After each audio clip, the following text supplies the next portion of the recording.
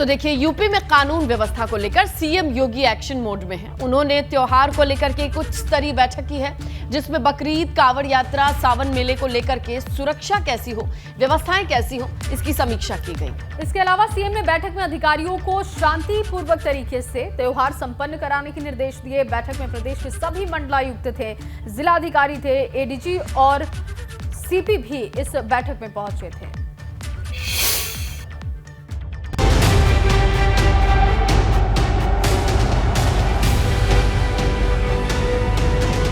त्योहारों का मौसम है, ऐसे में सबसे ज्यादा जरूरत होती है चुस्त दुरुस्त कानून व्यवस्था की। यूपी में जिसकी कमान खुद सीएम योगी आदित्यनाथ ने संभाल रखी है, उन्होंने त्योहारों पर सुरक्षा व्यवस्था को लेकर अधिकारियों के साथ समीक्षा बैठक की। कांवड़ यात्रा, सावन मेला, बकरीद समेत सभी त्योहारों पर कानून व्यवस्था और सांप्रदायिक सौहार्द बना रहे, इसके लिए अफसरों को जरूरी दिशा निर्देश दिए गए। आयोजन एक दूसरे के साथ जुड़े हुए हैं। मुहर्रम के दौरान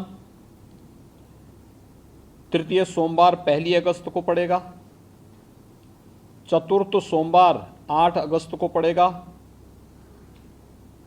रक्षाबंधन का आयोजन भी इस दौरान है और श्रावण पूर्णिमा 12 अगस्त को पड़ेगी। ये नागपंचमी, रक्षाबंधन और जो 2 सोमवार भी इस दौरान पड़ेंगे।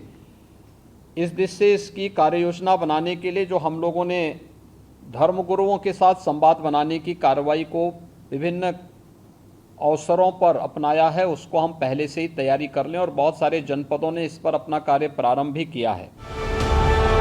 सीएम योगी आदित्यनाथ ने वीडियो कॉन्फ्रेंसिंग के जरिए मंडल और जिला स्तर के अफसरों से बात की, जिसमें कांवड़ यात्रा, सावन मेला, बकरीद को लेकर अलर्ट मोड में रहने के निर्देश दिए गए।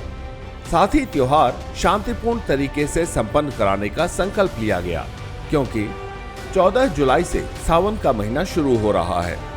ऐसे में कांवड़ यात्रा को लेकर सरकार ने पूरी तैयारी कर ली है।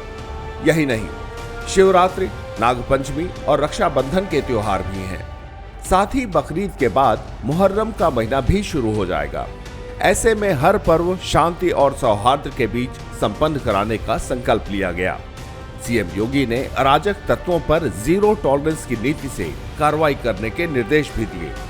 इसके अलावा बैठक में तय किया गया कि धार्मिक यात्राओं में अस्त्र शस्त्र का प्रदर्शन नहीं होगा और कांवड़ यात्रा मार्ग पर खुले में मांस की बिक्री नहीं होगी। जो एडिशनल एसपी और एडीएम स्तर के अधिकारी हैं, वे लोग भी अपने इस कार्यक्रम को करें और जनपद स्तर पर जिलाधिकारी और पुलिस अधीक्षकों को भी संवाद के इस कार्यक्रम को आगे बढ़ाना होगा।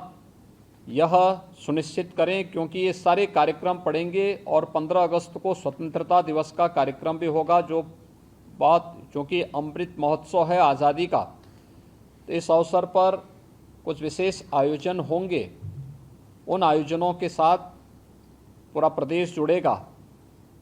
तो जितने भी ऐसे तत्व हैं जो एंटी सोशल हैं, एंटी नेशनल हैं, वे कुछ न कुछ गड़बड़ी करने का प्रयास करेंगे, माहौल को खराब करने का प्रयास करेंगे। इसलिए सतर्कता और सावधानी, इसके लिए संवाद हमारा महत्वपूर्ण है और संवाद के माध्यम से इसके समाधान का रास्ता निकालना, इसकी समीक्षा रेंज स्तर पर, कमिश्नरी स्तर पर, जोन स्तर पर निरंतर होती रहे। यूपी में कानून व्यवस्था पर सीएम योगी का पहले से ही कड़ा रुख है।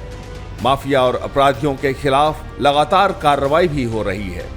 ऐसे में सीएम योगी त्योहारों को लेकर भी एक्शन में हैं। उन्होंने कानून व्यवस्था पर हुई बैठक में न सिर्फ अधिकारियों की क्लास लगाई, बल्कि उनके पेंच भी कसे। Bureau report, ABP Ganga. तो देखिए, इस उच्च स्तरीय बैठक से बहुत सारी चीजें निकल करके सामने आई हैं और उनका ग्राउंड पे इम्पैक्ट भी होगा, ये समझा जा सकता है। इसीलिए ग्राउंड का ही रुख करते हैं। हमारे सहयोगी विवेक त्रिपाठी का रुख करेंगे और सीधे लखनऊ से वो जुड़ रहे हैं। उनसे जानकारी लेंगे कि इस मीटिंग के पीछे जो मिनट्स रहे हैं और अब उसके इम्पैक्ट को देखा जाए तो कितना बड़ा होगा और कितने बड़े लेवल पर इसकी तैयारी की जा रही है। विवेक। देखिए, इसके पहले जब समीक्षा बैठक, ये तीसरी समीक्षा बैठक थी करीब एक महीने में तीसरी समीक्षा बैठक, यानी कानून व्यवस्था के लिए चुनौतियां बरकरार हैं। योगी 2.0 में जो जिस तरह से लॉ एंड ऑर्डर बिगड़ा हुआ है वो किसी से छिपा नहीं है। इसीलिए 3 जून को जब कानपुर में दंगे की शुरुआत हुई थी, संघर्ष हुआ था, हिंसा हुई थी, आगजनी तोड़फोड़ हुई थी, उसके बाद उसी दिन मुख्यमंत्री गोरखपुर में थे और वहाँ से उन्होंने समीक्षा बैठक की, सारे अधिकारियों को जोड़कर वीडियो कॉन्फ्रेंसिंग से कानून व्यवस्था की समीक्षा बैठक की थी। इसके बाद 9 जून को फिर से समीक्षा हुई, जब दोबारा यानी जुमे की नमाज होने वाली थी, फिर से की और कल समीक्षा बैठक उन्होंने तीसरी की है। ज़रूरत क्यों पड़ी? सेवा सुशासन का जो एक नारा है वो तो ठीक है, लेकिन कानून व्यवस्था बिगड़ी हुई है। अगर हम सुरक्षा की बात करें तो सुरक्षा के मामले में पुलिस चूक कर रही है, लगातार लापरवाही कर रही है। इसका नतीजा भी देखने को मिला। 2 समीक्षा बैठक के बाद तमाम तबादले हुए, बड़े बड़े जिलों के अफसर बदले गए, कई जिलों में नए एसपी आए, एडीजी स्तर के अधिकारी बदले गए, आईजी स्तर के अधिकारी बदले गए, यानी कहीं ना कहीं सुरक्षा व्यवस्था में चूक हो रही है, लापरवाही हो रही है। और इसी वजह से चूंकि आने वाला समय बहुत कठिन है, 10 तारीख को बकरीद है, कुर्बानियाँ होती हैं, सड़क पे कुर्बानियों के वीडियो वायरल होते हैं, खून से लथपथ सड़कें होती हैं, तमाम सोशल मीडिया पे ऐसे वीडियो चलते हैं। इसके लिए सोशल मीडिया को सतर्क कर दिया गया है कि ऐसी फोटो किसी भी कीमत पर प्रसारित ना की जाए, सर्कुलेट ना की जाए। बकरीद के बाद 14 तारीख को शिवरात्रि है, शिवरात्रि के बाद फिर सावन शुरू होना है, माफ़ कीजिएगा, 14 तारीख से सावन शुरू होना है और 26 तारीख को शिवरात्रि है, पूरा सावन का महीना होगा, रक्षाबंधन होगा, 15 अगस्त होगा, यानी आगे आने वाला समय फिर मुहर्रम शुरू हो जाएगा।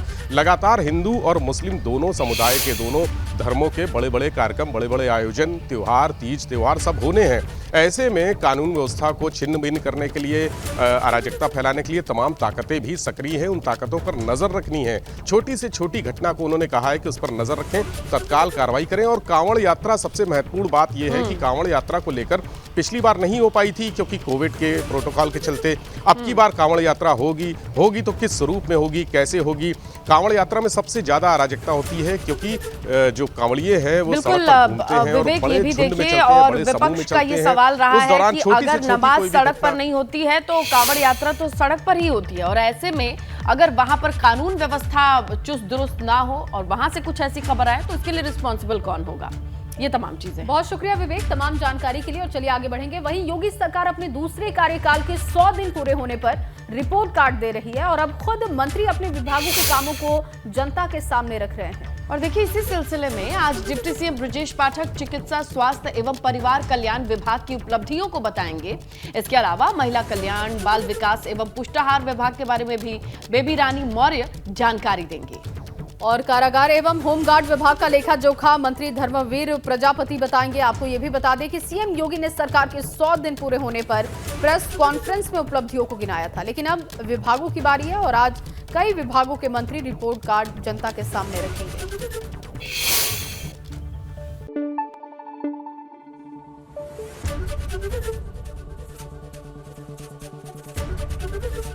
एबीपी गंगा, खबर आपकी, जुबान आपकी।